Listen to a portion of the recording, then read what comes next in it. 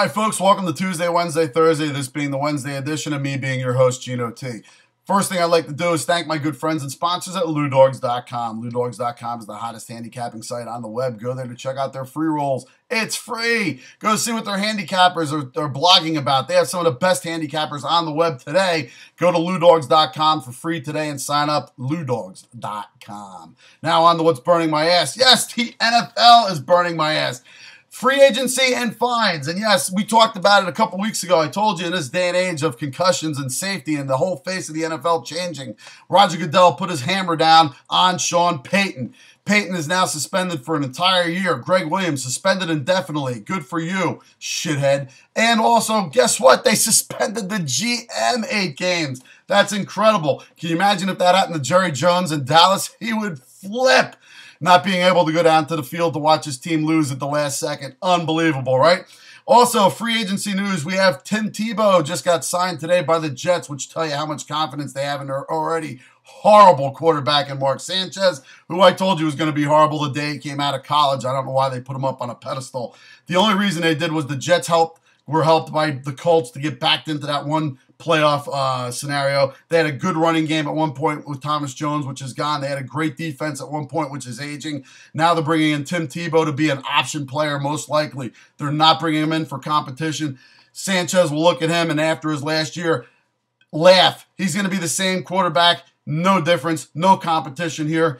I thought for Jacksonville, Tim Tebow would have been a great position for him to start there and put fans in the seats. And like I said yesterday, a temporary Band-Aid on a forever opening gash that's just going to get bigger and bigger until that team moves, unfortunately.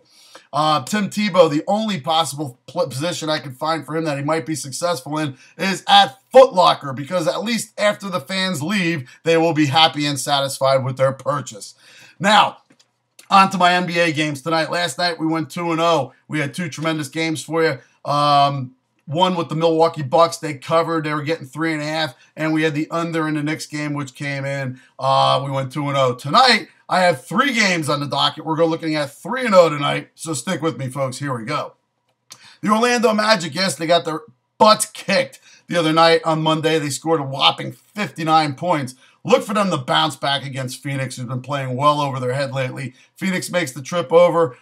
They just played last night in Miami and played such an outstanding game and still lost. They're going to come into this game a little dropped, a little dry, a little tired, and a little beat up. Look for Orlando to use this game as a springboard to bounce back. Take Orlando minus the 8.5. Detroit going into Denver to visit the big Pepsi bottle. Yes, they're going into Denver. They're getting 9 points. Denver has been woeful lately, beat up by injuries. Yes, they got Gallinari back. Nene is gone. They don't have much up front and to work on the boards with.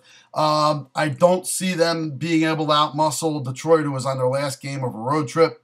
Look for Detroit to go in there with Tayshaun Prince. And keep an eye on Greg Monroe, their center. Great player, on the rise. Tremendous game the other night. Look for them to cover the 9 points. Maybe not win outright, but look for them to keep this close. Take Detroit plus the 9. Last game of the night I got for you. The Clippers at OKC, Oklahoma City Thunder. And the Thunder have been woeful lately. They haven't been playing up to their potential. And now they're giving 8.5 points to the Clippers. Please, the Clippers are a great team. They're coming in. This is a good game for them to play. They usually play up to their competition level. OKC Thunder is the competition level. Look for OKC to get a little bit more back on track, but not enough to cover 8.5 in this game. Take the Clippers plus the 8.5. Till tomorrow when we go through our Sweet 16 picks and some more NBA and some more news and notes for you from the NFL. Take these to the book, take it to the bank, and as always, you're a take it easy.